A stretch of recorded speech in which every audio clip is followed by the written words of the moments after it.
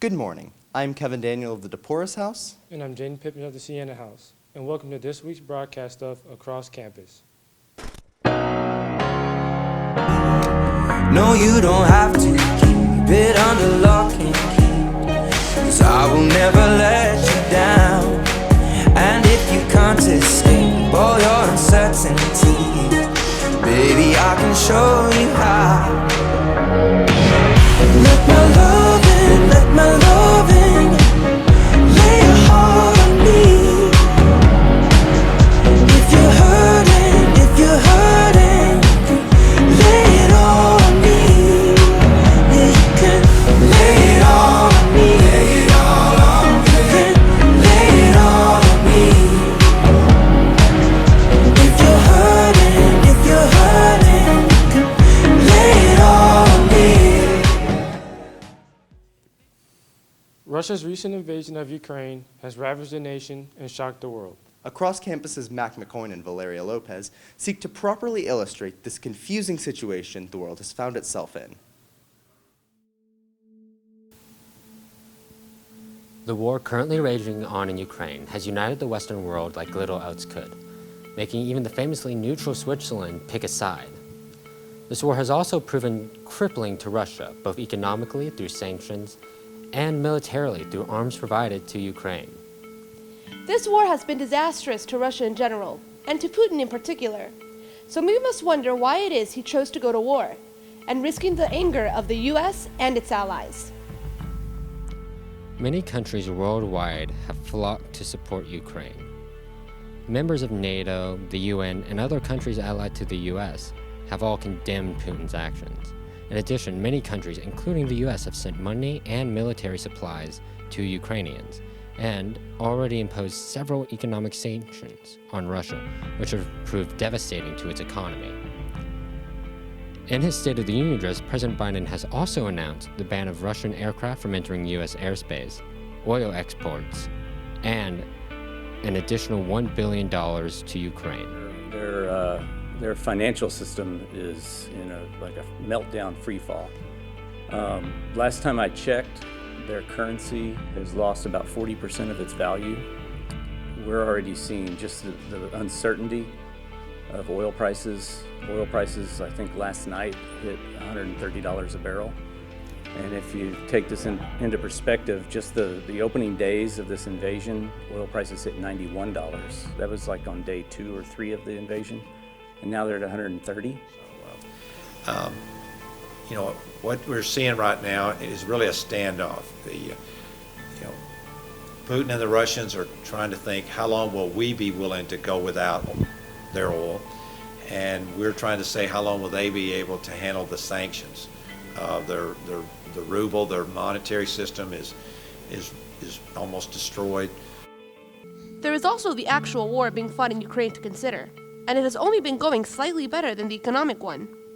After over a month of fighting, Russia has only captured one major city, Kherson, despite severely outgunning the Ukrainians. Additionally, there are reports of Russian troops running out of food, fuel, and other crucial supplies, stranding them and their vehicles in hostile territory, and causing many to desert the Russian army. My understanding is Russian forces are attacking from Belarus, from Russia, from Crimea, from the Black Sea, and attacking the major cities. The Russian people that are there.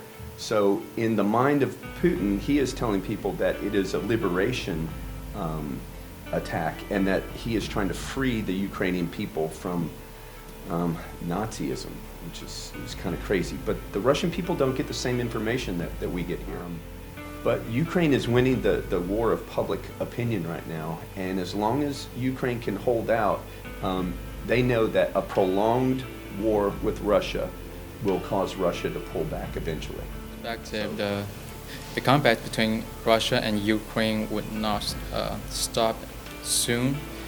It will they will continue fighting each other, and the effect on us will decrease. But it was sort of rocket climbing once Russia actually take over Ukraine, or they stop invading Ukraine. That's the turning point. But I don't think that that's what Putin is wanting. I think he underestimated the world's response to this. I think he had seen a response in Crimea and Georgia and Azerbaijan and other places and thought, it's going to be the same, it's just Ukraine. It's difficult. Russia's a huge country. They have a lot of resources. They're influential. They're one of the Security Council countries. So we have to work with them. At the same time, we need them to understand they can't be the bully on the block.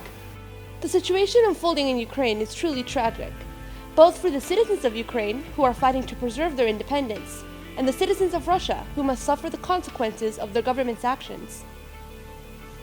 We must remember that in war there are no winners, that even if the Ukrainians manage to push back Russia, the damage done to them and their country will take years to fully heal, and that no matter what Russia hopes to gain from this war, they will end up losing so much more. This has been Mac McCoin And Valeria Lopez. reporting for Across Campus. Thank you, Mac and Val. We at Bishop Lynch are striving to support Ukraine and those affected by the war the best we can. Like how last week's Coffee House admission went to Ukrainian Relief Fund. Though the fighting may be taking place an ocean and a continent away, it still has effects here in the U.S. Across Campus, Sofia Meyers dives into the domestic impact of this global conflict. A lot of historical events have happened these past couple of years which have had an effect on the entire world, and the situation between Russia and Ukraine is no different. It has already affected many countries, including the United States. While we have not sent anyone directly into Ukraine, we have sent them many resources. This conflict isn't anything new, but this is the first time it has escalated to this scale in Europe since World War II. This is much more than a conflict between two countries. This could have a massive impact on the world, especially if the conflict escalates further. This conflict has been prevalent in history since Catherine the Great of Russia violently Russified Ukraine in the 19th century, and has been an ongoing situation since then. In present day, President Putin of Russia is trying to use the fact that Ukraine and Russia have strong ties in ethnicity and heritage. But as stated by Palki Sharma of Gravitas Plus, past imperialism cannot justify present-day expansionism. Russia has several powerful nuclear weapons and could have a detrimental effect on soldiers and civilians alike.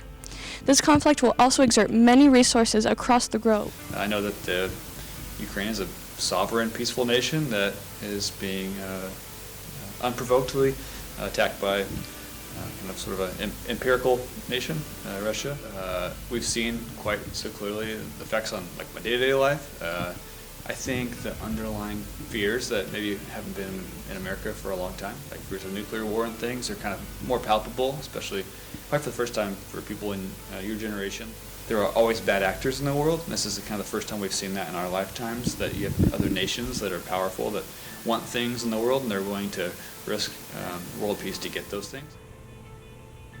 I don't really know much. I do plan to do some research about it, because I know there's a lot going on, and there's the war too. So I think I'm going to do more research about it, because I think it's a very big topic for us to know about currently in the world. I know that they are getting invaded, and there is a lot of people trying to help them right now, and yeah, that they need some help to get. This conflict could have many effects on our country, as well as the rest of the world. We are already sending many resources over to Ukraine, such as weapons and funding, in an attempt to help without getting physically involved.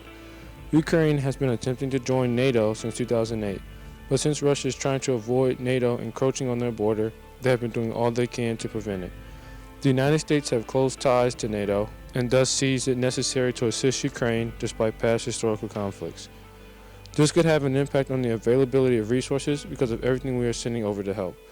We have sent troops into Europe to support NATO, but we have not sent anyone directly to Ukraine in an attempt to avoid escalating. Superpower to do what we can to preserve peace for those who are most vulnerable. You're probably not doing enough for actual American citizens. You're probably doing enough to help, but one of the best things you can do for a place like Ukraine who needs resources is send them material, which is guns and planes. There's a longer history there actually. Ukraine agreed to give up their nuclear weapons in the I've heard 90s. some people talk about it and the war, and the people around me are like very mad at what's like going on, you know, like Russia and Ukraine. So a lot of people are currently supporting Ukraine. Not in my personal life, not really. I mean, there's a lot of people talking about it on social media and everything that I see, but I'm not personally affected by it. I think we're definitely helping, but there's always ways to do more and make sure we're truly helping people and getting them out if they need to be or want to get out. But I think we're still doing a pretty good job getting involved. There is much uncertainty surrounding this current conflict, and until we have more information, we are uncertain of what the best course of action is. This conflict has affected many countries, not only in Europe, but across the world. We must keep the innocent people that have been affected by the violence of this conflict in our thoughts and prayers. But until we have more information, we must wait for a rational decision to be made. This has been Sofia Meyers reporting for Across Campus. War has no winners, even for those not directly involved in it. And that is why we must all strive to avoid it. Thank you, Sophia. Thank you for watching, and we hope you enjoyed this week's broadcast of Across Campus. We'll see you next week, where the news is Right where you are, across campus.